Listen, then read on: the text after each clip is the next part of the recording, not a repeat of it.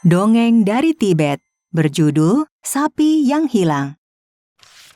Di suatu desa, tinggallah keluarga peternak. Mereka dikaruniai 3 orang putri yang cantik-cantik. Keluarga peternak itu memelihara beberapa ekor sapi yang biasanya di kandang di samping rumahnya.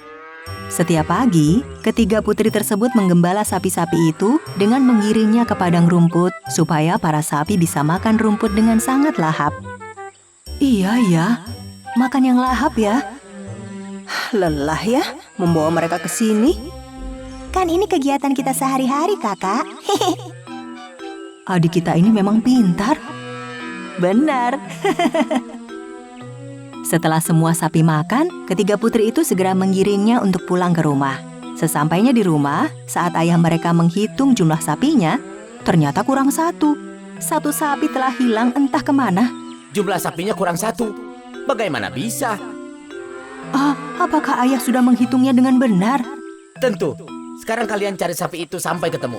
Baik, ayah. Ketiga putri peternak itu kemudian mencari sapi ayahnya yang hilang.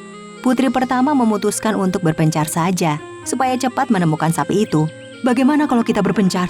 Kita akan menemukan sapinya dengan cepat. Baik, Kak. Setelah berpencar, anak pertama bertemu dengan seorang nenek di tepi hutan. Nek, apakah nenek melihat sapi berkulit putih berjalan ke sini? Sapi berkulit putih dan berbadan gempal. Betul, Nek. Apakah nenek melihatnya? Ya, aku melihatnya. Sapi itu berjalan ke rumahku. Mari kita ke rumahku. Si anak pertama tidak tahu bahwa nenek itu adalah seorang penyihir. Dan sapinya yang ia cari juga telah ditangkap oleh penyihir itu. Kemudian anak pertama itu telah sampai di rumah nenek, tetapi sapi itu tidak ada. Tidak ada sapiku di sini. Lebih baik saya pamit saja, Nek. Oh, jangan. Makanlah dulu di sini. Kau pasti lapar. Dengan siapa kau menyusuri hutan ini? Dengan kedua saudaraku. Kami berpencar untuk mencari sapi. Tunggulah di sini. Tidak lama nenek itu datang dengan sepiring makanan lezat. Makanlah sampai habis.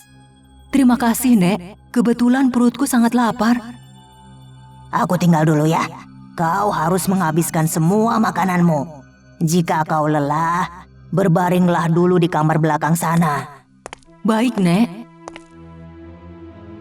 Tanpa diketahui, makanan yang disuguhkan oleh sang nenek telah diberi obat tidur.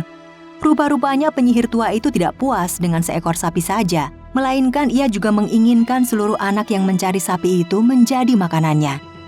Si anak pertama sudah menghabiskan semua makanannya. Tiba-tiba ia merasakan kantuk yang luar biasa. Akhirnya ia pergi ke kamar belakang dan ketiduran cukup lama di sana. Sementara itu, penyihir yang menyamar menjadi nenek-nenek itu bertemu dengan anak kedua. Sang nenek juga melakukan hal yang sama dengan anak pertama tadi. Ia menyuguhkan makanan kepada si anak kedua dan langsung dihabiskan. Kemudian si anak kedua itu terkena obat tidur dan segera si nenek mengurungnya. Aku mengantuk sekali. Aku telah mendapatkan 2 orang putri. Sekarang tinggal 1 lagi. Aku akan kenyang. Kemudian si nenek berjalan keluar lagi untuk mencari di mana si anak ketiga itu. Ia pun menemuinya di tepi sungai.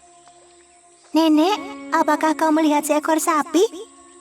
Oh, sapimu hilang. Seekor sapi telah berkunjung ke rumahku tadi. Ikutlah bersamaku. Seperti apa ciri-cirinya, Nek? Sapi berkulit putih dan berbadan gempal, bukan? Iya, itu sapiku. Ikutlah bersamaku. Kemudian nenek itu membawa putri ketiga ke rumahnya. Di sana ia disuguhkan makanan yang sama, tetapi ia sangat ragu untuk memakannya. Makanlah, habiskan semuanya. Nanti kau bisa cari sapimu lagi dengan semangat dan tenaga yang utuh. Aku mau pergi ke sungai untuk mengambil air dulu. Saat nenek itu keluar rumah, ada seekor anjing hutan menghampiri anak ketiga itu. Anjing itu memberitahu bahwa kedua saudara si anak ketiga disekap dan sapi yang dicari ada di belakang rumah. Semua itu akan dijadikan makanan si nenek.